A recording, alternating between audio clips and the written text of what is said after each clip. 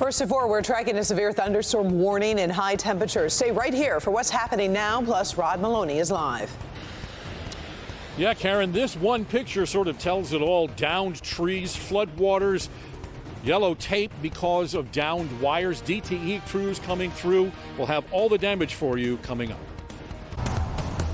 Local 4 News starts now with a forewarned weather alert. First at 4, we are tracking another evening of high temperatures and scattered storms that could strike at any time. This is a live look at downtown Detroit, which is under a severe thunderstorm warning. Now, many of us felt that impact of the severe weather last night. We've seen so many damaged trees with limbs just tossed to the ground. We're live in Beverly Hills this afternoon. It's been a really long and hot day for a lot of people faced with some big cleanup. So what is next? I'm Karen Drew, along with meteorologist Ron Hilliard, and we're going to get started with the first forecast so you know what to expect in the next few hours. Ron. It has been rocky over the past couple of days with the heat and the storms that we've had out there, Karen. Right now, we are tracking active severe thunderstorms across the area and heavily populated areas as people are getting out of work and heading to other destinations. Now, right now, we have the severe thunderstorm warning that includes eastern portions of Oakland County, and that's far southeastern portions of the county. As you get into the Madison Heights area around Hazel Park, you get into the Warren area, Sterling Heights, Utica, you're also under this warning, which extends into Macomb County. This going until 4:15. This line moving very slowly through the area to the east at about 10 miles per hour. And because of that, not only is there the risk of the 60-mile-per-hour winds that is capable with the storm and quarter-size hail, but we also have the heavy rain contributing to some areas of flooding. We've seen that coming out of the downtown Rochester area. And newly issued this warning, which includes a greater portion of Wayne County. Before, it was just the far northern portions. This includes downtown Detroit. This includes all of the Grosse Pointes and also extending back over toward the Redford and Dearborn areas. We're going to talk more about this in the next several minutes. That's right. Now, many of us heard that thunder, the pounding rain last night. This morning, Sky 4 showed us the aftermath. Smashed trees like this, littering backyards and roads in Berkeley and other areas. Today, it's all about the cleanup, trying to restore that power to thousands of people. Rob Maloney has been out monitoring the situation in all different communities. Where did you stop this afternoon? Well, we've been to Southfield, we've been to Berkeley, and now we're in Beverly Hills. And take a look at this. This thing is heavy, even though it looks very small here. You got silver maples down everywhere. In fact, we have some flood water here too that came through. We'll talk about that in a minute.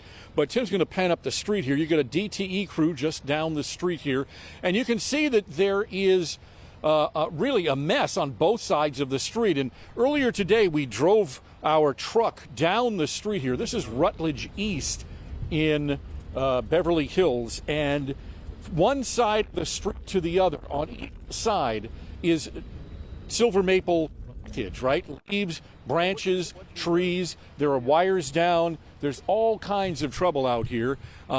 In fact, Liz Erickson is a woman that we interviewed here this afternoon. We're actually in her front yard right now, and her entire backyard is full of trees, like giant silver maples that somehow, some way only did minor damage to the next door neighbor's house and to hers. But this is what she had to say about what she found when she came home from dinner last night. My garage roof is dented. There's a window missing. The patio, the roof, the gutters, you know, all my furniture, the heaters, you know, leaning at like a 70-degree angle. So, I mean, thankfully, structure-wise, like integrity of the house, apart from like the roof getting hit, I don't think there's damage to the main structure. But yeah, I mean, the size of this, I'm really thankful more damage wasn't caused, because this is thousands of pounds of wood on my driveway. Yeah. Now, this is the situation here. If you look, you can see water coming down the street. Now, this is minor flooding, okay? But I can tell you that this street an hour ago was about 6 inches deep. We had that much rain, and it came in very quickly in a swift downpour, and now we're hearing more thunderstorms. We know that there's another cell coming this way from Lansing, so we're probably going to want to jump in the truck and try and stay dry here. But it has been a day out here. The only good news is that there is some relief out here, because it has been steamy hot, humid, hot, sunny, and very uncomfortable for the residents out here. And when the rain came through, it kind of cooled things off a little bit, so that's the one bit of good news out here. So Karen, back to you. It has been a mess. I know one of my friends had a big pine tree that came down, and they said they're not going to even get power if they're lucky to Friday, maybe Saturday. What are you hearing about power outages? Well, out here, if you look at the DTE map in this area, and right now there are better than 500 customers just in this area alone that don't have power. They're saying it's not going to be until at least tomorrow before they get their power back. Yeah, you feel for them trying to clean up and losing all that food, and it is a hot one out there. We will check back with you tonight at 5. Appreciate it, Rod. Now, those storms popped up quickly last night. Our weather app can keep you up to speed with messages sent directly to your phone. The Forewarn weather app is free. It's really easy to use. Just search your favorite app store. Download it if you don't already have it. It is going to help you for sure. Our other top story today, new testimony on how police tracked the man they have charged in the murder of the Jewish community leader Samantha Wo. Michael Jackson Balanis is on trial. Today, the jury heard how a Michigan State police officer saw a man on security cameras the morning Wo was killed last October.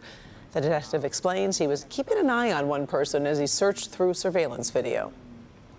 That individual was observed on camera in the area for a little bit of time. I continued to observe that individual. What I believe is the individual pulling on a door handle in the parking lot where the victim's townhouse is at. It looked like entry was gained inside and possibly a bag was being carried at some point after. Now, the defense calls the evidence against Jackson Balanis circumstantial. New at 5 and 6, we're going to dig into the detective's cross-examination and what could have been evidence leading to another suspect. Governor Gretchen Whitmer is targeting gun violence. Today, she signed an executive order to establish a new state task force. The governor's office says it will be part of the Department of Health and Human Services, working to identify root causes, maximize resources, also recommend policy changes. She released a statement saying, quote, Michiganders deserve to feel safe everywhere, whether they're picking up their kids from school or grocery shopping for the week ahead. We're going to be keeping an eye on that task force as it gets off the ground. Detroit police trying to solve an arson after someone threw a Molotov cocktail at a home in northwest Detroit. Investigators tell Local 4 3 suspects walked up to the house on Appleton Street off Telegraph and 7 Mile. Happened back on June 7th. 2 people fired shots at the home, and the third threw that Molotov cocktail at the side window. No one was home at the time. The house suffered fire damage to the first floor. If you know anything that can help, call police. A $500 reward is being offered. Hollywood mourning the loss of actor Donald Sutherland. His son Kiefer confirmed his death with a tribute on X this afternoon. Donald Sutherland had a career that spanned decades, from the classic MASH to Ordinary People to the Hunger Games. He never retired. He worked regularly into his 80s. Sutherland received an honorary Oscar back in 2017. His son tweeted about his father, saying, quote, he loved what he did and he did what he loved, and no one can ever ask for more than that. Donald Sutherland, 88 years old.